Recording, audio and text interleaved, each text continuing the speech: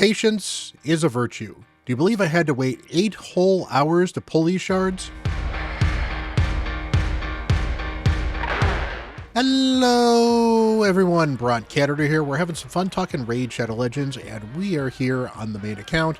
We are going to be pulling some shards because we have a summon rush here, and this summon rush is pretty attainable. I am looking for the 5-star soul for Tholan because 5-star souls are absolutely amazing. He is a very fun champion, and I think he's going to be a good one to have a high soul on for faction wars, as well as honestly all kinds of fun content that, you know, either I'm going to use him right now for, or maybe I'll use him later. And to be fair, he's certainly not going to be a mainstay on my main account, but why not get the 5-star soul when I can? And on top of that, we got some decent rewards here as well, at least if I get up to 7. So we are going to pull all the way up to 7 here. I could certainly use another legendary book. I can use some more of these Titan points. It is not worth me pulling 10 of them to get this extra twisted horns, especially because that's only half of a legendary. So that's not really going to suit what I'm going to do. We're going to pull here for the 7 of them. And to be fair, the reason I had to wait is because, well, honestly, I needed reset to happen so I could run some Doom Tower to get the Doom Tower sacred, but I didn't even have to do that because it turns out that I was actually due for my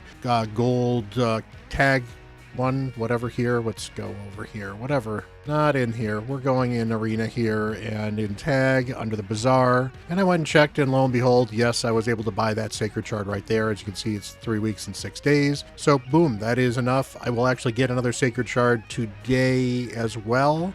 And then I'll get another one in like 4 or 5 days as well. So I'll have a few of these guys built up pretty quickly. Again, you do some of your regular stuff, particularly Doom Tower hard, and you get your stuff, you know, a couple of sacreds. It's worth doing. So with that said, I've got 7 here. I have already picked my progressive here.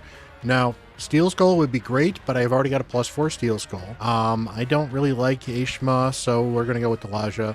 And of course, as far as the champions I am looking for here, we are looking for the new dude here, Balar, mostly because I have a Kymar. I've got 4 Kymars on this account. I have a Stock the Broken. He's a good champion. I don't really need another one. I have a Bad El Khazar. I don't really use him that much. I in fact recently built him for Faction Wars hard, but honestly I don't use him too much. And then I've got 2 Teodors, one of which is not fully booked yet.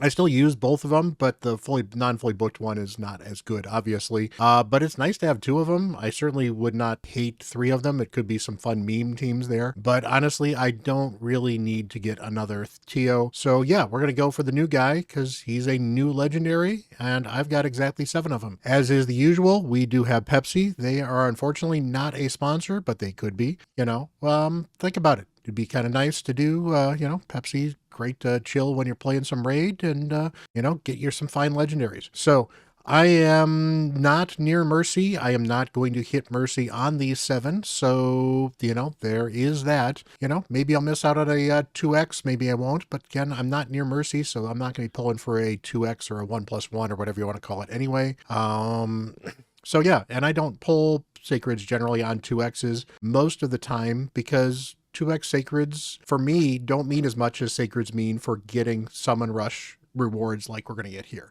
So we are going to pull, we are going to Pepsi, and hopefully we are getting some cool stuff. Let's go.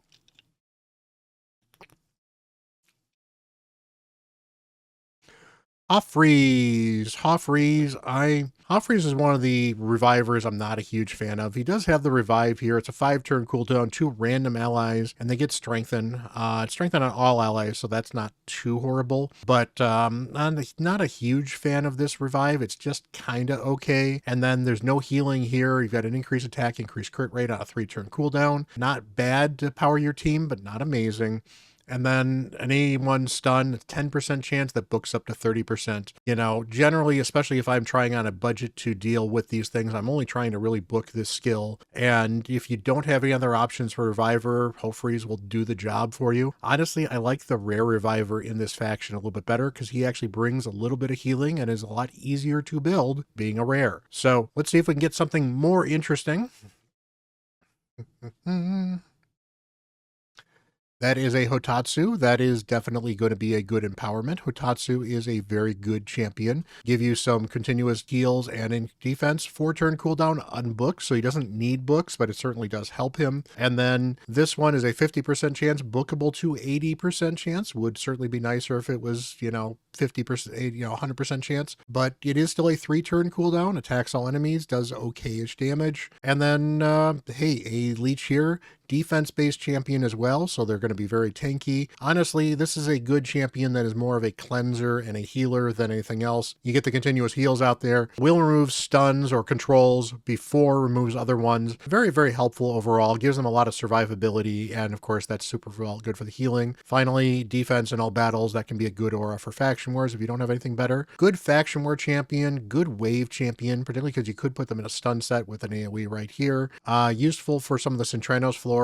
He's not like, S tier, but he's good A tier epic, and that's kind of what a good A tier epic looks like. Has a good job, does a good job doing what you want them to do, which is protecting your team and keeping them alive. All right, come on, let's get some gold. That would be good.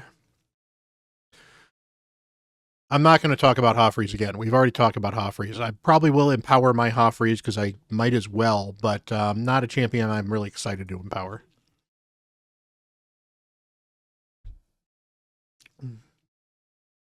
Anchorite. I have not needed to use an Anchorite, but not a bad champion. Gives you some healing, full target. It's a single target and puts increased crit rate and increased crit damage on all allies for 2 turns. Not bad buffs, not amazing buffs, but not bad. But he removes 1 random debuff from all allies, then increases the duration of all ally buffs by 1 turn. So it's a minor cleanse and a buff increase, which means that these are actually effectively 3 turns on a 4-turn cooldown. This is a 3-turn cooldown skill as well. They don't quite sync up nice, which is certainly a little annoying. And then finally, heals the ally with the lowest HP by 10% of the damage inflicted on an AoE attack. It's okay. He's got mostly his big use is this is a good skill for things like your Shield Infinity teams. But, there are other champions that I think honestly do this better than Anchorite, that I prefer better than Anchorite. But if you're desperate for something to do this is not bad. He brings some good support and healing, and he does bring a decent aura. So, all battles aura, not bad on an epic. So we've got 3 left. Let's get something cool.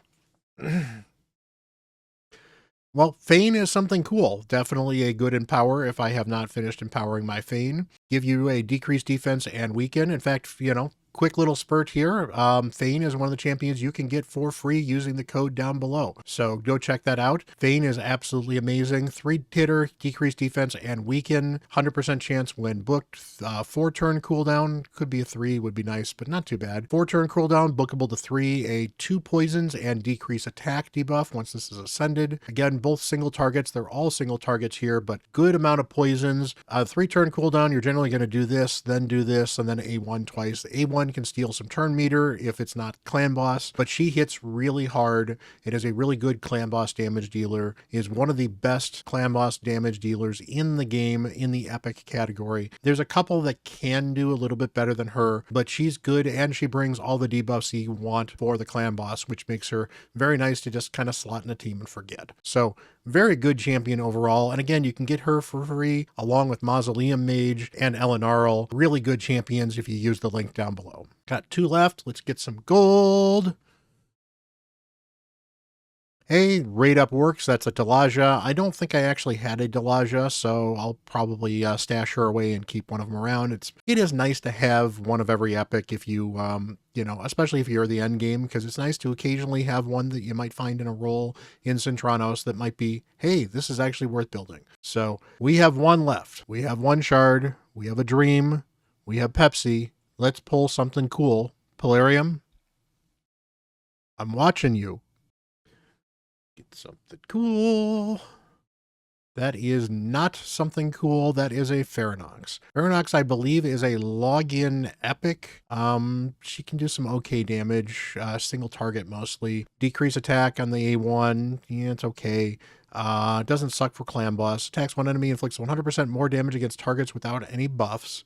Interesting, not too bad. Actually works fairly well against clan boss, other than if you are an affinity, you have to worry about the boss buffing himself, so you gotta kind of clear that. On the 3, attacks 3 enemies 3 times. Each hit has a 50% chance of stealing 1 random buff from the target, so she can clean and then puts blocked buffs or blocked buffs on the target for 2 turns if they have no buffs after this attack. So they can keep the buffs off on a 4-turn cooldown, you know, do a bunch of damage here with this one, which is a big nuke, and, you know, puts decreased attack up. So an okay epic damage dealer. I really don't like single target damage dealers though, and while she's got some interesting niche boss killing uses, I don't really think she's a great champion. So with that, that was really not that exciting of a shard pull session, which is fine. Not every shard pull session is going to be a banger, which is unfortunate, but you know, it is what it is. Good news is we did get all of the cool rewards we were looking for here. So if we go into the summon rush here, I can grab all my Titan points, which will be great. I've got the twisted horns here as well. In fact, we'll do a quick bonus here for you. I'll save that energy for later. Let's go into the forge here and do some relic crafting quickly. I have enough of these things to craft something cool, so maybe I can get something cool in front of you. That would be actually pretty awesome. That is a standard grail, not particularly exciting. We'll craft these puppies as well. I'm not going to worry about the rare ones. The rare ones are usually not great. Those are not particularly great as well. So hey, it is what it is. You know, I got a targeted champion I was looking for because they're gonna, you know, hopefully be stored away and might be helpful later on in the account, so that's good. Maybe a couple of empowerments, and hey, not too bad overall. So hit that like button and hit that subscribe button if you had fun watching some of these videos. If you want to check me out and support me on the channel, I make all kinds of interesting guides. I don't just pull shards, even though sometimes it feels like it. And, you know, hey, I like to be honest with you guys. I don't sugarcoat the fact that when I pull shards like this, I put it on video, regardless of how good or bad it is. So, you know, hopefully your luck was a lot better than mine. Let me know if you got anything interesting down below, or if you just decided to skip the event entirely. Regardless, you guys have a wonderful, wonderful day. And until the next video, I'm Bront, CatHerder.